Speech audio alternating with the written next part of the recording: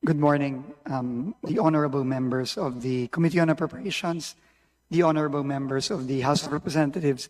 Magandang umaga po to Chair Mika Swansing, Vice Chairs Congressman Romy Momo and Ronald Singson. Magandang umaga po. Maraming salamat po sa pag-imbita sa amin ngayong araw. Unang-una po, hihingi po ako ng paumanhin sa members of the Committee on Appropriations. In lieu of a presentation of the budget, please, if you would allow me to just put into context where the DPWH and its budget is right now in the context of the events that were so clearly enumerated by the Honorable Representative De Lima. Alam niyo po, unprecedented po itong sitwasyon natin ngayon. Unprecedented po siya hindi lang dahil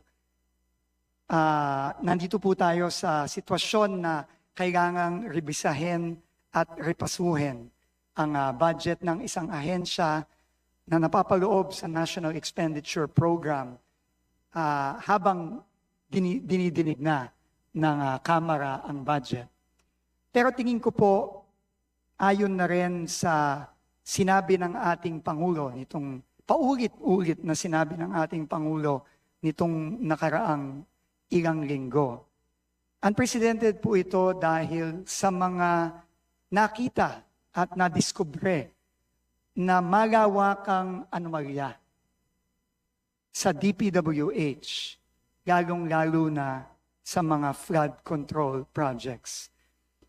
Not so long ago, the President was here delivering his SONA, and he so clearly and forcefully told the entire nation that he feels that enough is enough, na hindi na dapat maulit itong mga nakita niya, nakita ninyo, at nakita ng buong bayan ng mga project na dapat para sa benepisyo ng taong bayan na nilustay lamang. So I think, honorable members, Chair Mika, please just allow me to first and foremost put into context the President's very clear directives to me as the new Secretary or Acting Secretary of the Department of Public Works and Highways. Dalawa lang po ang sinabi ng Pangulo sa akin. Nung ako po ay sinabihan nito lamang wala pang isang linggo, nung pong Sunday, kung tatanggapin ko ba ang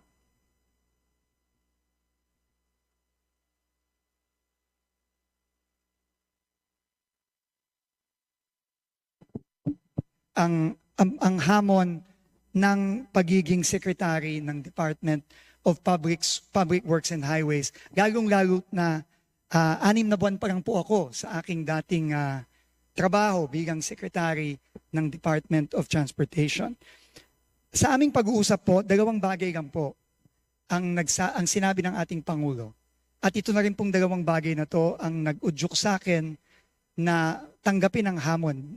Kahit na po napakabigat po ng desisyon na hinarap ko sa paghiling ng Pangulo na ako'y maging DPWH Secretary. Pero ang una po niyang sinabi ay kailangang linisin from top to bottom ang DPWH.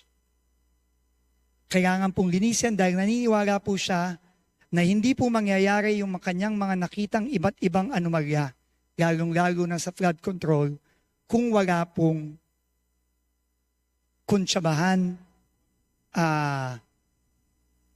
pagpapayag o pagkukonsinte ng ibang mga opisyal sa loob ng DPWH. Ako po at ang Presidente ay naniniwala na ang higit na nakararami ng mga kawani ng DPWH ay maayos, magaling, at honest.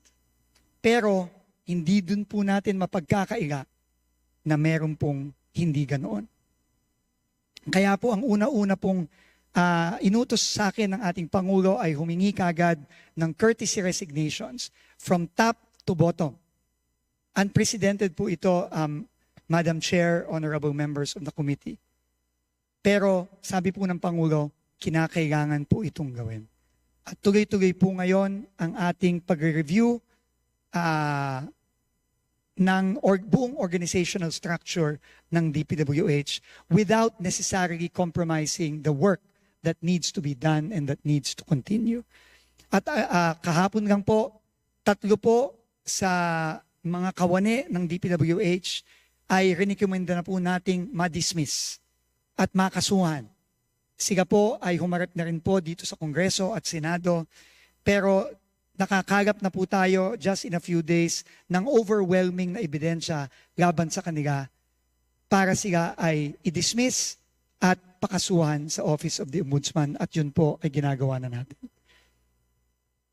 Ang ikalawa pong direktiba ng ating Pangulo ay aparte po sa paglilinis natin sa personnel mula taas hanggang baba.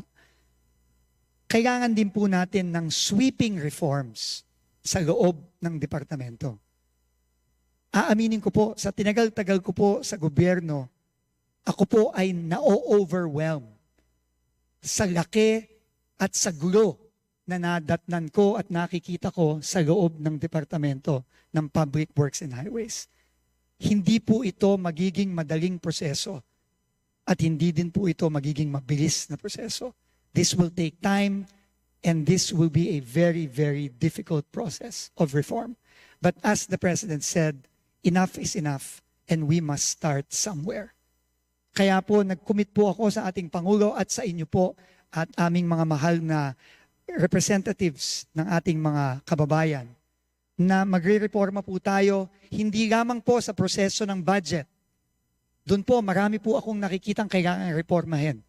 At yun po ay nagpapasalamat po ako sa ating mga miyembro ng Kongreso na matapang po nilang isiniwalat at inilabas ang mga nakita nilang mga problema dito sa 2026 NEP. Yung pong mga proyektong completed na pinopondohan pa rin. Yung pong mga double entry na isang proyekto pero dalawang entry at therefore dalawang budget. Yan po ay kailangan po hindi lamang malaman ng ating mga kababayan, pero kailangan po nating ayusin at kailangan po nating tanggalin. Marami din pong kailangan reforma na kailangan gawin sa procurement process ng DPWH. Diyan po nagsisimula ang korupsyon. At makakaasa po kayo sa mga susunod na linggo, sa mga susunod na buwan, gagawin po natin yan.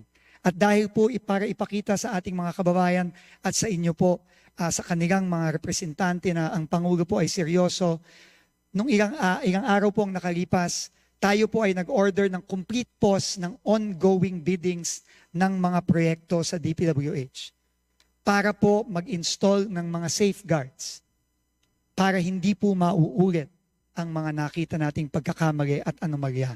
Nakitang-kita naman po hindi lamang ng ating Pangulo, kundi ng ating buong sambayanan.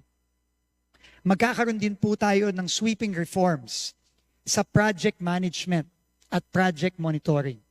Ito pong mga issue sa DUPA, ito pong mga issue sa paano ba nagsisimula ang pagpaplano ng proyekto at paano po ito napupunta sa budget at paano po ito ini-implement.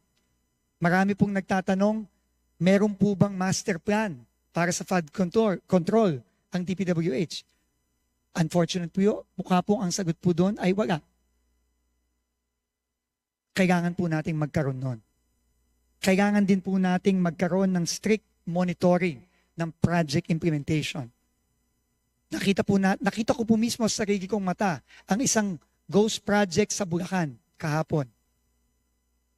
At nakakainis po na yung pong contractor na nagsabi na completed na ang project last year, na pinayagan at nag-sign off ang DPWH last year po, na fully paid last year.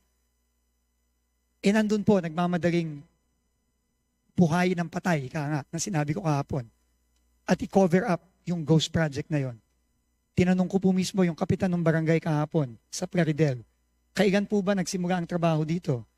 Knowing na nakalagay po sa dokumento ng DPWH, completed at fully paid na po noong 2024 ang proyektong ito worth almost 100 million pesos. Sinabi po ng kapitan at ng mga tao doon, Secretary, 3 weeks ago lang po nagsimula ang trabaho dyan. Ito po ay klarong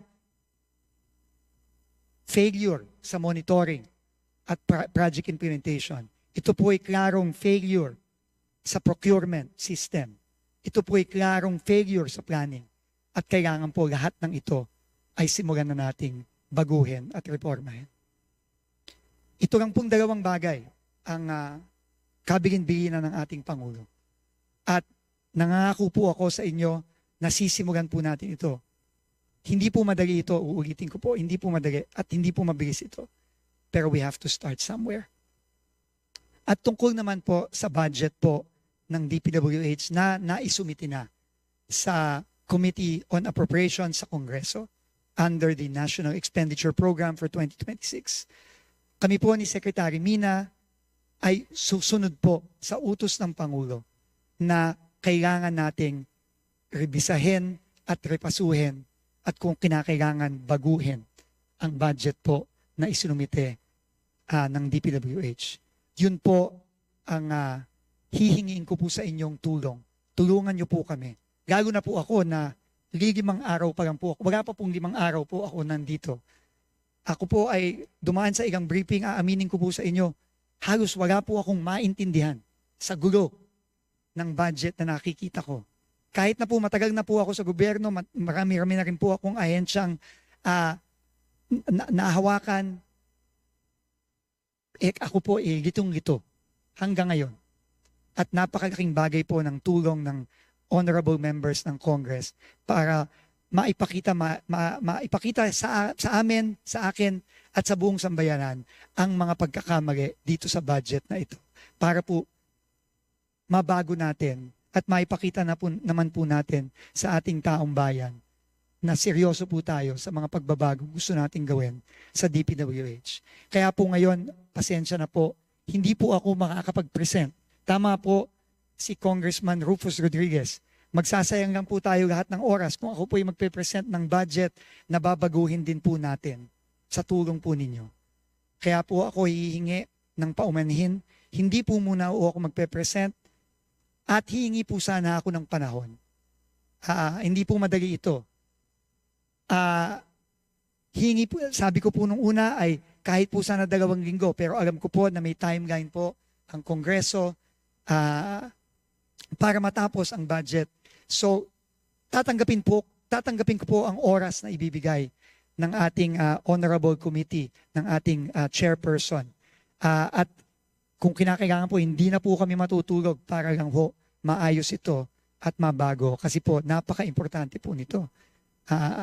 At kailangan na po nating magsimulang baguhin itong sistema na hindi maganda na nagre-resulta dito sa mga proyektong nakikita natin sa buong bansa. Salamat po ulit, Chair Mika, sa ating mga honorable members. At uulitin ko po, salamat po sa paglalabas ninyo ng mga nakita niyong pagkakamali. At ako po mismo ay personal na looking forward po dito sa ating mga diskusyon. At please po, wag po kayong mag-aatubili na magsabi po ng mga iba pang mga pagkakamali na nakita niyo po dito sa 2026 budget. At ito po ay isasama po natin dito sa ating sweeping review at pagrepaso sa budget ng DPWH. Maraming salamat po at thank you ulit sa pagkakataong ito. Thank you po. Thank you very much po. Maraming salamat po, Secretary Vince Dizon. Yun po yung intensyon namin. Yan po ang nais namin gawin ngayong araw na matulungan po ang Department of Public Works and Highways na matepaso yung budget ng ahensya para po sa taong 2026. At maraming salamat po Secretary Vince, na kayo po ay bukas doon po sa mga ilalahad na mga ng mga miyembro ng komite na ito na posibleng baguhin sa budget ng ahensya. So thank you very much po.